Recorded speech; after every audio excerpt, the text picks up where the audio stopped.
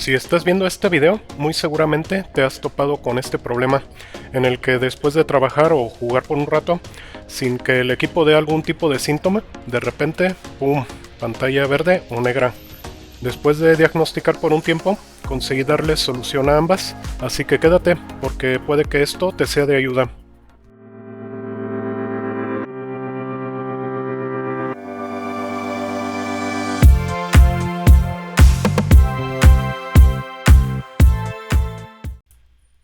¿Qué tal, amigos? Pues bienvenidos a mi canal de nuevo.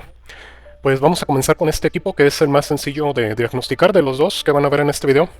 Y el cliente refiere que indiferentemente del trabajo que esté realizando, de repente se pone la pantalla negra. Y lo curioso que me comenta que el equipo sigue trabajando.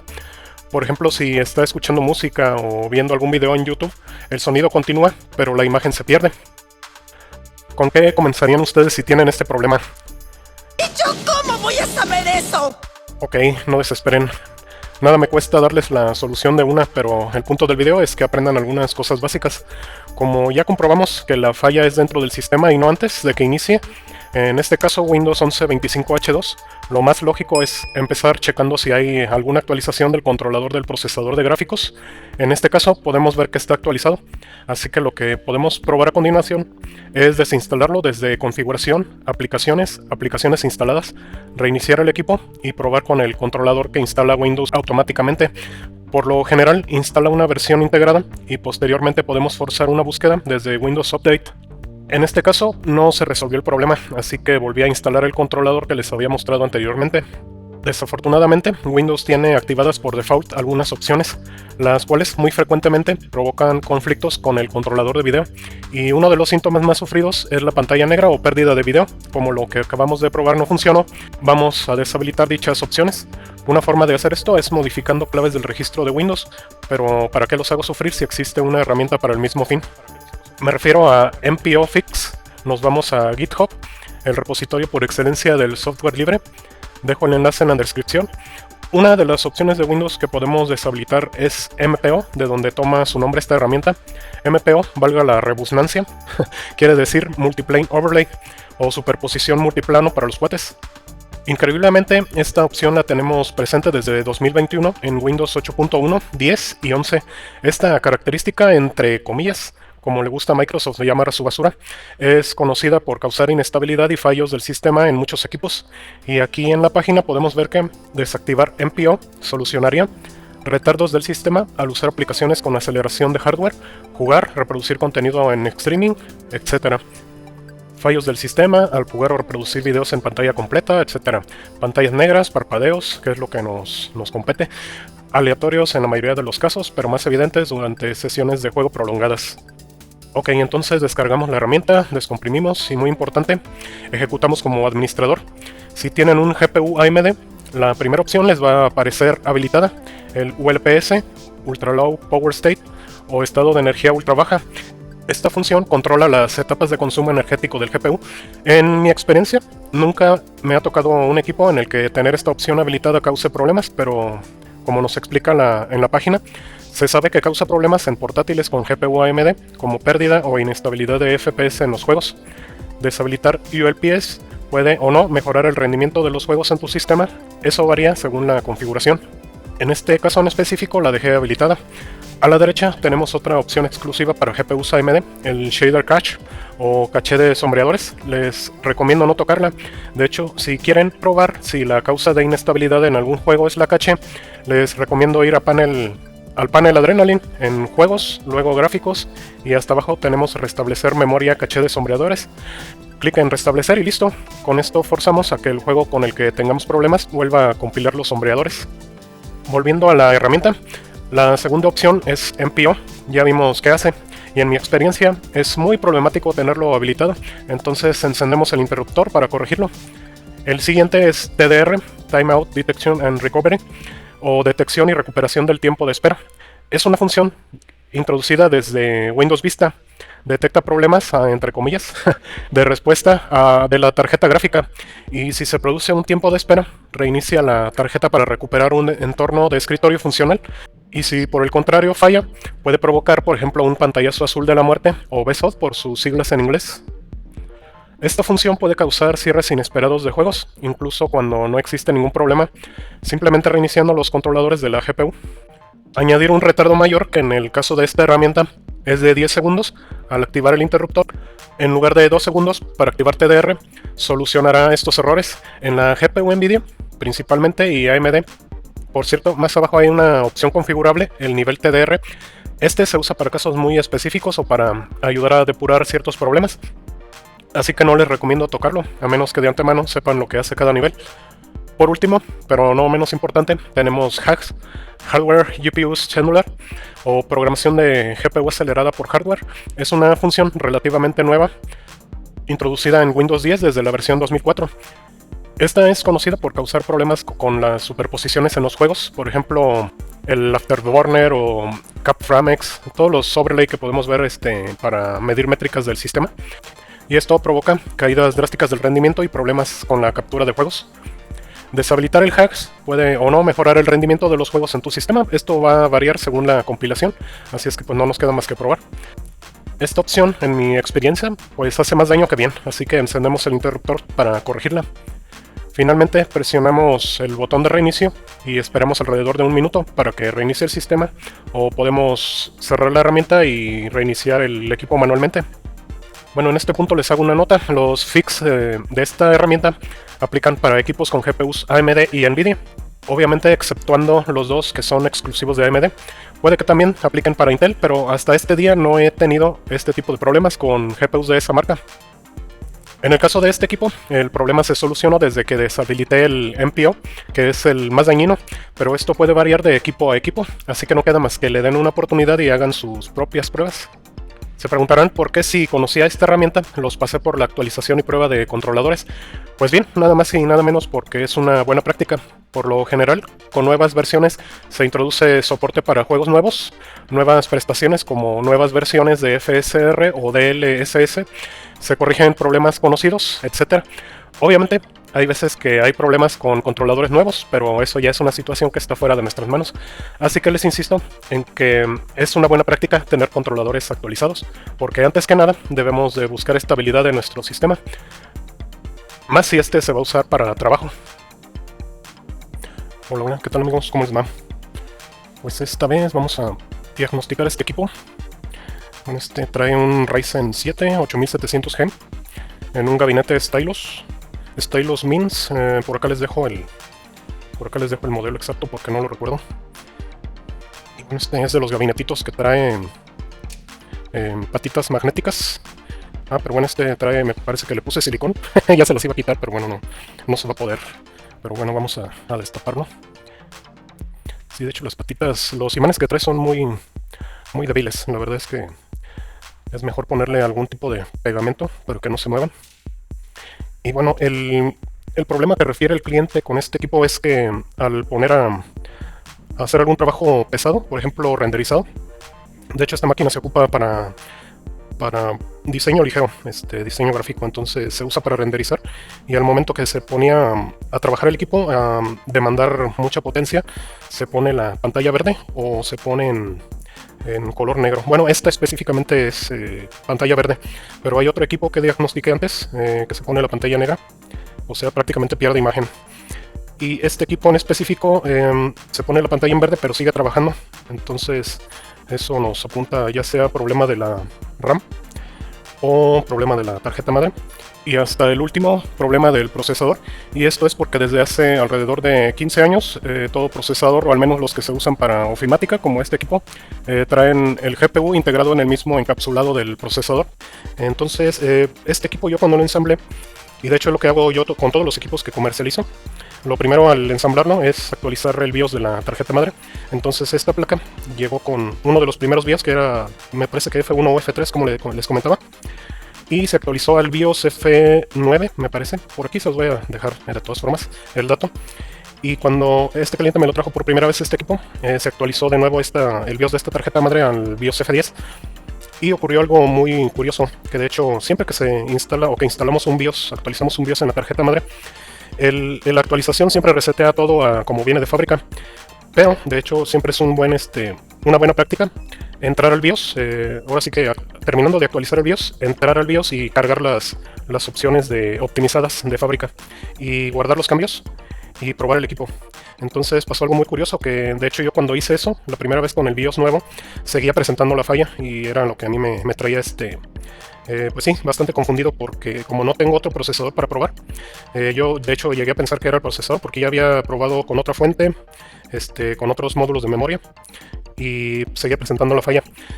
Pero se me ocurrió hacer otro reseteo del BIOS, cargar de nuevo las opciones de fábrica y vaya, pues resultó que desapareció la pantalla verde, o sea, el equipo empezó a trabajar normal, pero al volver a configurar la memoria a una velocidad que no fuera la que me cargaba con esas opciones de fábrica, o sea, la velocidad JEDEC estándar de 4800 MHz, envolvía la pantalla verde.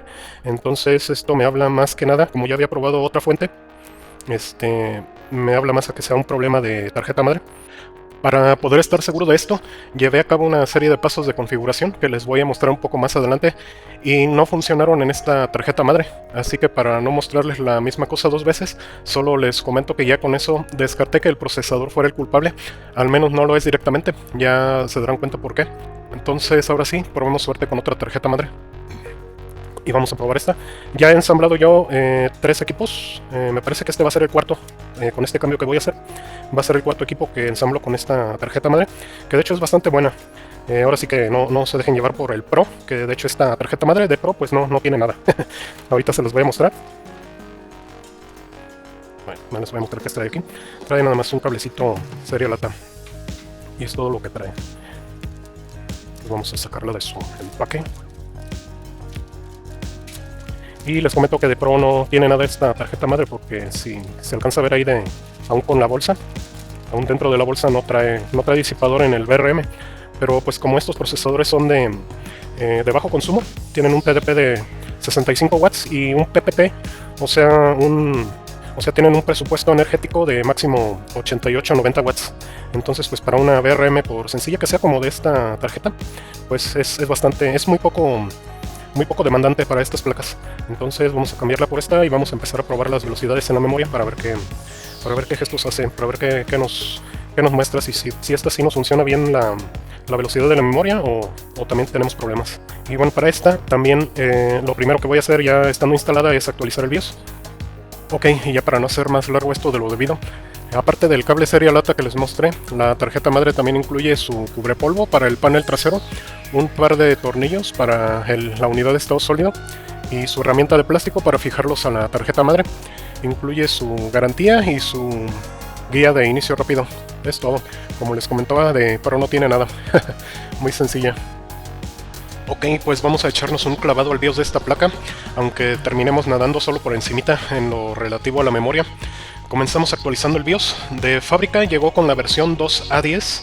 Para esto tenemos que descargar previamente la imagen del BIOS más reciente en una memoria USB formateada con el sistema de archivos FAT32, aunque para estas alturas pues ya la mayoría de tarjetas puede leer el formato NTFS, pero pues si no queremos trabajar dos veces, pues vamos a la segura con FAT32.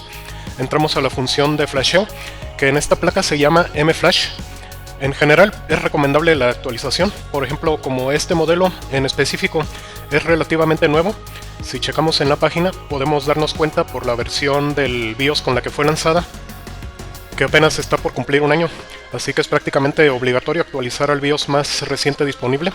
Esto por dos razones. La primera, porque la plataforma con chipset AMD 840 es de reciente lanzamiento y en cada versión nueva del BIOS pueden ser parcheados agujeros de seguridad, puede mejorar compatibilidad con memoria RAM o ciertas series de procesadores y un largo etcétera. La segunda razón, que va de la mano con la anterior, es porque el BIOS más reciente contiene todas las mejoras de las versiones anteriores.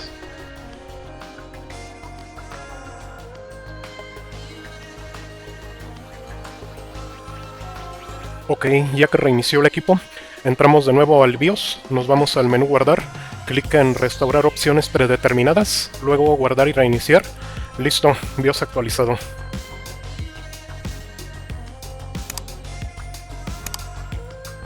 Ya que aseguramos que la placa está en su configuración de fábrica, lo primero que vamos a hacer es buscar la falla que nos refiere el cliente, o sea la pantalla verde, Por ejemplo, en la placa anterior, la Gigabyte, les comentaba que cuando era configurada con la velocidad de memoria RAM arriba de la de fábrica, esto pasaba en los primeros minutos de cualquier prueba de estrés, como la que tienen en pantalla. Es la prueba de estabilidad del sistema de AIDA 64 Extreme. Para monitorear los datos de los sensores, tenemos la versión portable de HW Info o Hardware Info. Esa pues se los voy a dejar en la descripción del video, los enlaces a los dos. Podemos ver que la prueba de estabilidad lleva 53 minutos, claro, con la velocidad de fábrica, o sea 4800 MHz. El fin de esto es comprobar que la nueva placa esté trabajando correctamente. En mi experiencia, cuando esta prueba pasa de los 40 minutos, pues podemos darla como exitosa. Aunque si ponemos atención a las temperaturas, hay algo que no me gustó. La temperatura que alcanza el encapsulado del procesador, según especificaciones de AMD, es seguro que alcance hasta los 95 grados centígrados. El software nos marca que está alcanzando hasta los 97 grados, así que vamos a comenzar por limitar la temperatura a 95 o un poco menos. De esta manera descartamos que el exceso de calor nos esté generando inestabilidad en la memoria RAM. Más adelante les explicaré por qué. Y solo como nota, les comento que cada tarjeta madre pues maneja los voltajes del procesador de una manera un poco diferente, entonces parece que esta tarjeta MSI es un poco más agresiva con el voltaje del procesador, así que es por lo que puede que esté alcanzando un poquito más de temperatura. Así que bueno, vámonos de regreso al BIOS.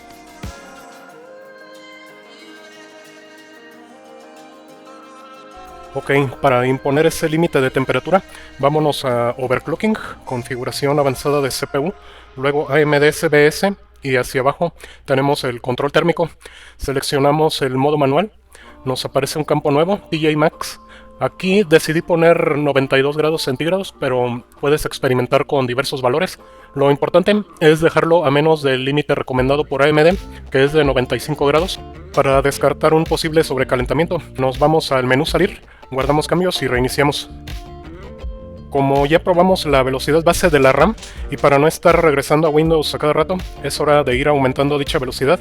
Primero una nota, antes de que alguien comente que esta marca de RAM es de dudosa calidad por ser desconocida y que es la responsable de la mala estabilidad. Este BIOS tiene una característica muy buena. Vamos al menú Overclocking de nuevo, nos desplazamos hasta abajo y entramos en Memory Z. Tenemos DIMMs idénticos, así que seleccionamos cualquiera de los dos. Nos da la información de la RAM, como el modelo, velocidad activa, los tiempos, y hasta el final tenemos el código de fabricante de los chips, 80AD, que corresponde a nada más y nada menos que SK Hynix, así que no es la memoria la culpable. En relación a esto, también les comento que a estas alturas ya había probado los módulos por separado y la falla persistía. Ahora sí, volviendo a la velocidad de la RAM, regresamos al menú Overclocking y activamos el perfil XMP de 6200 MHz. Guardamos cambios para hacer una pequeña prueba. Desafortunadamente, el problema persiste a los pocos minutos de iniciar.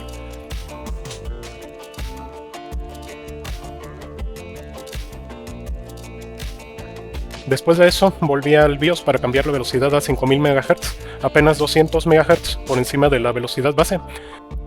El sistema estuvo estable sin pantalla verde. Cuando tengo problemas con la RAM, por lo general pruebo en incrementos de 200 MHz, así que volví al BIOS para aumentar la memoria a 5200 MHz. Pero resulté premiado con pantalla verde otra vez, alrededor de 20 minutos de iniciada la prueba.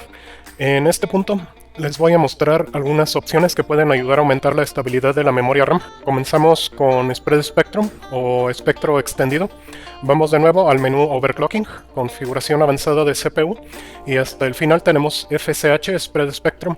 En otras placas puede tener un nombre ligeramente diferente, como Chipset Spread Spectrum o NB Spread Spectrum, etc. Esta opción lo que hace es modular o variar constantemente el reloj base de la tarjeta madre, que por lo general es de 100 MHz, y es de este reloj de donde se derivan las velocidades de los demás componentes como el procesador y memoria. En lugar de estar fijo, puede ser observado que puede variar, por ejemplo, entre 99.4 y 100.2 MHz. Esto para tratar de reducir picos electromagnéticos que puedan interferir con dispositivos cercanos a la computadora, por ejemplo, un monitor, un adaptador de Bluetooth, etc. Por lo que sé, esta es una característica de legado que tiene un impacto casi nulo en el uso cotidiano, así que podemos deshabilitarla sin ningún problema. Regresamos al menú Overclocking y bajamos a la siguiente opción, High Efficiency Mode o modo de alta eficiencia. Esta característica es exclusiva de MSI, pero es posible que puedan encontrar una característica similar en otras placas bajo otro nombre. Habilitamos este modo y nos habilita otro menú, Memory Timing Preset o preajuste de tiempos de memoria.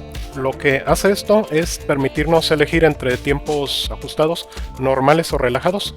Como tenemos problemas de estabilidad, al incrementar velocidad elegimos relajados, o sea, relax. La opción que sigue la dejamos deshabilitada, el Memory Triad. Esta opción nos muestra una lista con varios preajustes en base a los chips de memoria detectados por el BIOS. Así que como buscamos estabilidad, no tenemos un uso para esta opción, al menos por el momento. Abajo tenemos Memory Context Restore o restauración del contexto de memoria. La deshabilitamos y esto lo que hace es que cada que inicie el equipo forza al BIOS a reentrenar la memoria y volver a configurar los tiempos. Aunque puede que esto aumente un poco el tiempo de inicio, pero vale la pena por la estabilidad que se gana. Por último, vamos al menú avanzado. Hasta el final, AMD Overclocking, aceptamos el descargo de responsabilidad, entramos a frecuencia y tiempos de la DDR e Infinity Fabric, opciones de DDR y al final tenemos el modo Nitro, que es el nombre que le da MSI a esta opción, pero al igual que muchas otras características, es posible que tengan algo similar en placas de otras marcas, obviamente bajo otro nombre. Este ajuste modifica los parámetros de la capa física de comunicación entre el procesador y los chips de memoria por medio del ajuste de los tiempos de entrenamiento y latencia de la señal. Esto permite que el sistema sea más robusto ante el ruido eléctrico que generan las velocidades de la memoria. Desafortunadamente nada de esto funcionó. En cada prueba con estas opciones aplicadas volví a la pantalla verde. En este punto pues les comento que también antes de probar todo esto, también apliqué la herramienta MPO GPU Fix que les mostré al inicio, por lo que queda comprobado que esto no es un problema de software. Así que ahora vamos finalmente con la cereza del pastel. ¡Ya danos la maldita solución! Lo primero que me pareció extraño desde un inicio con este problema fue que la memoria fallara desde velocidades tan bajas como 5200 MHz, dado que podemos ver en las especificaciones oficiales de AMD para este procesador que debería soportarla como mínimo y sin problemas. Es por eso que desde que estaba diagnosticando en la placa Gigabyte pensé que era problema de la tarjeta madre. Literalmente sí y no. Más adelante aclararé este punto. ¿Recuerdan cuando hice la primera prueba fallida con el perfil XAMP de 6200 MHz? Pues bien, para no estar cambiando de modos, seguí probando sin deshabilitarlo y solo cambiando la velocidad de la memoria, partiendo de 5000 MHz. Esta velocidad fue estable, pero como les mencioné anteriormente, al pasar a 5200 MHz, pantalla verde en los primeros 20 minutos de iniciada la prueba. En este punto fue cuando decidí deshabilitar el XMP y solo ajustar la velocidad de la memoria. Haciendo pruebas posteriores me di cuenta de lo siguiente. La prueba con perfil XMP a 6200 duró alrededor de 2 minutos hasta la falla. La prueba con XMP a 5200 MHz duró alrededor de 20 minutos. Pruebas posteriores sin XMP, o sea configuración automática de la tarjeta madre. La prueba a 6200 MHz duró lo mismo, alrededor de 2 minutos hasta la falla. La prueba a 5200 MHz esta vez duró alrededor de 35 minutos, o un 75% más hasta la falla. Es en este punto donde comencé a pensar que esto podía deberse a un problema de voltaje. Si eres entusiasta como tu servidor, tal vez sepas que uno de los parámetros que se modifican al habilitar un perfil XMP es el voltaje, pero no solo del módulo de memoria, sino también el voltaje del SOC. En procesadores AMD para el socket AM5, este alimenta el controlador de memoria y el GPU integrado, solo por mencionar las áreas involucradas en la falla. Y si de paso nos ponemos un poco más técnicos, en pantalla tienen una foto del encapsulado del Ryzen 8500G, que tiene menos núcleos y GPU más pequeño, pero lo demás debería ser muy similar al 8700G. Podemos ver enmarcados en amarillo los 4 subcanales DDR5, enmarcados en verde tenemos el controlador de memoria, máquina multimedia, GPU y su par de grupos de trabajo. Ahora estamos viendo una foto del 8700G. No me fue posible encontrarla con la nomenclatura, pero en base a la foto anterior puedo suponer que tendríamos esta distribución. En amarillo, los 4 subcanales de DDR5. En verde tenemos al controlador de memoria, máquina multimedia, GPU y su par de grupos de trabajo. Obvio, esto es pura especulación de mi parte, así que tómenla con un poquito de sal. En fin, adivinen entonces qué pasa si tenemos el voltaje equivocado en el SOC, que es el encargado de alimentar esta área. ¿Están en lo correcto? Terminamos con inestabilidad de GPU, memoria o los dos. ¿Y cuál es el razonamiento para llegar a esta conclusión? Volviendo a las pruebas fallidas que había realizado, pude observar lo siguiente. En la prueba con perfil XMP a 6200 con duración de 2 minutos, el voltaje del SOC era 1.22 volts. En la prueba con XMP a 5200 MHz, que duró alrededor de 20 minutos, el voltaje del SOC era 1.18 volts. En la prueba sin XMP a 6200 MHz con duración de menos de 2 minutos, el voltaje del SOC era 1.20 volts. Y en la prueba sin XMP a 5200 MHz, que duró alrededor de 35 minutos, el voltaje del SOC era 1.14 volts. Entonces, con esta última prueba, tenemos 15 minutos más de funcionamiento estable, con un poco menos de voltaje en el SOC.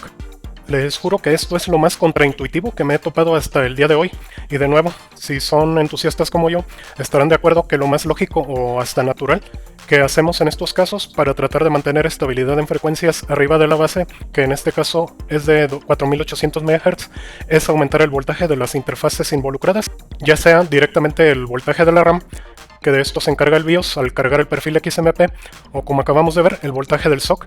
Entonces, sí, en este caso en específico, contraintuitivamente, el culpable de la pantalla verde es un voltaje elevado, que muy probablemente estaba causando inestabilidad eléctrica, electromagnética, de señalización o las tres a la vez, en el área que les mostré anteriormente.